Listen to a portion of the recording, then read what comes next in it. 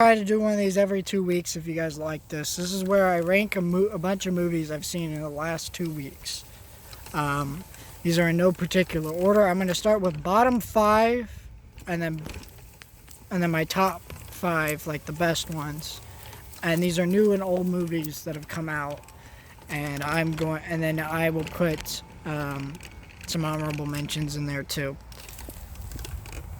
So here we go, bottom five. A Whisker Away. This is a Netflix anime movie. I stayed up until midnight for its release. I didn't know too much about it, didn't see any trailers. I watched it in Japanese with English subtitles. And this film is god awful. It is incredibly creepy with the implications of like this girl who has this crush on this guy, and she turns into a cat to be with him. And there's just a lot of unbelievably unsettling, creepy implications in this movie of this creepy concept. Sorry. About that so if you don't know, I'm in, like, this is an electric chair, and the cord sometimes will fall back behind me, and I gotta every once in a while like re-tight back up in the back. So but so I hated this movie because every other movie in this bottom list, majority of them are just kind of really bad. The next one's really bad, but the rest of them are kind of meh bad. Like, I could watch them again. I wouldn't go out of my way to, but I could. And with this movie, I can't ever see myself watching it again because it made me uncomfortable. I wasn't bored. Like, I kept watching even though I wanted to turn it off for all of its runtime. I just couldn't because I was just memorized by what this film was. And I also, when you're reviewing a movie, you gotta watch it all the way to the end. And I was hoping that maybe there'd be some twist that made the thing go, oh, okay, so this is what this is.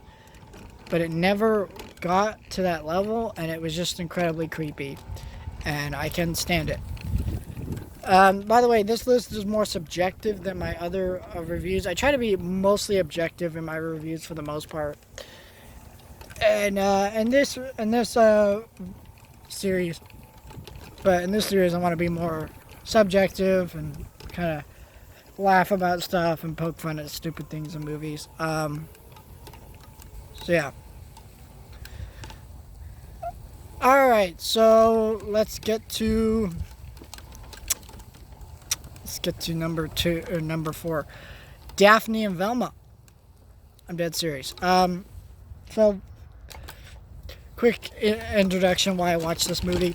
It was really cheap at Walmart, and I will love Scooby-Doo. I'll watch anything Scooby-Doo. Okay, anything, and I do mean anything. And I thought this would be like a bad movie I can make a video about for $3. Why not? I'll make a review and be funny about it and joke about it and just laugh about it. This film was made by a production company called Blondie Productions, and they specialize in making crappy movies for women and starring women, and this is no different than any of their other movies. This is significantly worse because they're actually, this time, instead of making their own crappy movie, they're taking characters from something else that don't even resemble what they're doing. And the film is terrible. It has a horrible script. The dialogue here is incredibly terrible, because this is apparently what they think actual teenagers and what girls want to watch is just unbelievable. Everyone involved deserves better. I think whether you're a man or a woman, you deserve better than this crap. And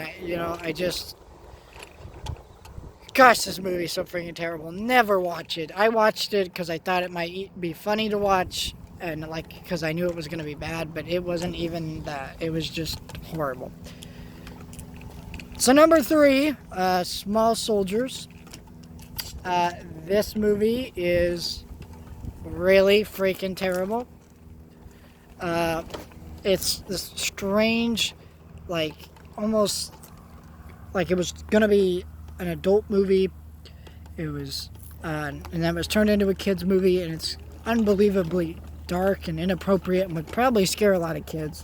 I was kind of scared a little bit when I watched it for the first time when I was younger, but I watched it do a video on it, and yeah, I just don't like this movie. I do own it, and I probably will continue to own it, especially since this is a Joe Dante film, the director of Gremlins, who I admire a lot and has made some actually pretty good movies, and I want to check out the rest of his filmography, but this is just not a good one in that filmography. It is pretty terrible.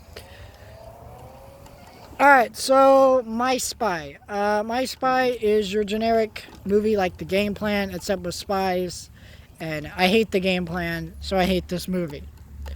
There's nothing here of value or merit besides Dave Bautista trying and having fun with the role, but it doesn't matter how much fun you're having with the role if your script and everything you have to do is terrible and worthless. And that's exactly what this is. And if you have Amazon Prime, I recommend not watching this movie. You should watch The Vast of Night. Way better Amazon Prime exclusive. I should mention, though, this is a family movie.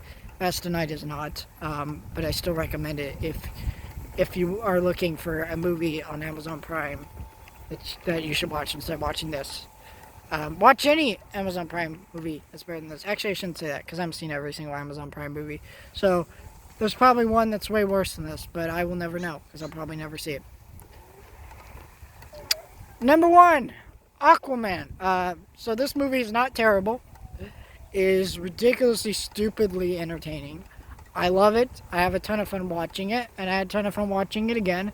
Hadn't watched it since the theater. I saw it 3 times in the theater. Finally watched the copy I bought 9 months ago on Black Friday. 9 months ago. 9 months ago. Yeah, but I watched it. It was pretty good on 4K, and I enjoyed watching it again and revisiting it. There's not too much to say about it. I did a review. Cool. Alright, my top 5. Number 5, Phineas and Ferb Across the Second Dimension. So, I remember this movie being a lot better than it was, and it just wasn't as good as I remember it being. I still, I enjoyed it a lot. I legitimately did. But, it just wasn't as good as I remember it being, so I'm just going to put it at the bottom. Number 4, Space Jam. I'm serious. I saw Space Jam on the big screen the week before the theaters closed.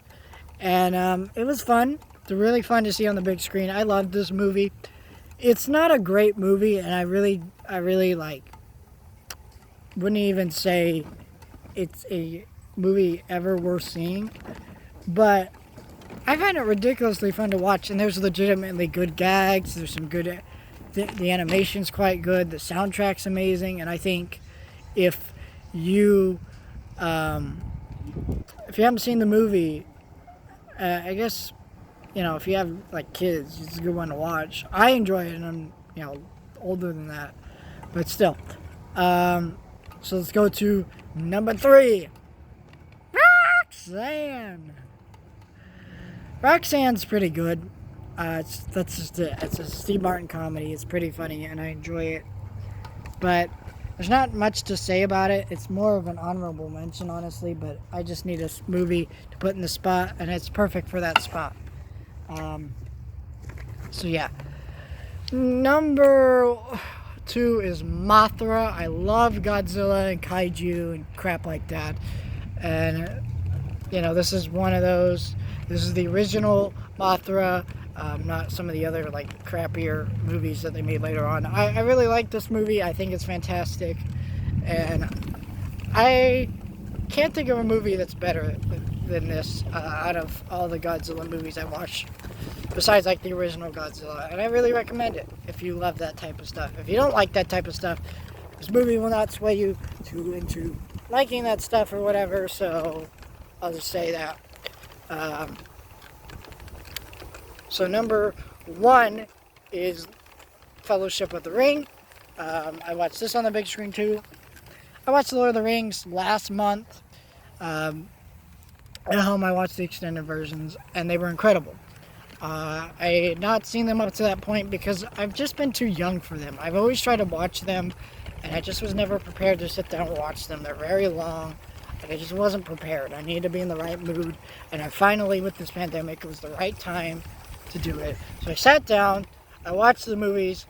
They were fantastic. And on the big screen, they were epic. I didn't watch all 3 on the big screen, unfortunately. I wish I could have done that. They weren't showing all 3.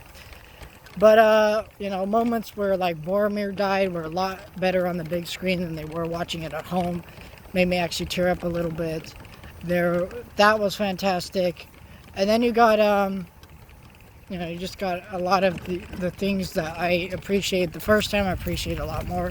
And I think now Fellowship may just be my favorite of the trilogy. I'm not sure. I probably need to rewatch Two Towers again for the 3rd time now, because I've seen these movies that many times now. So,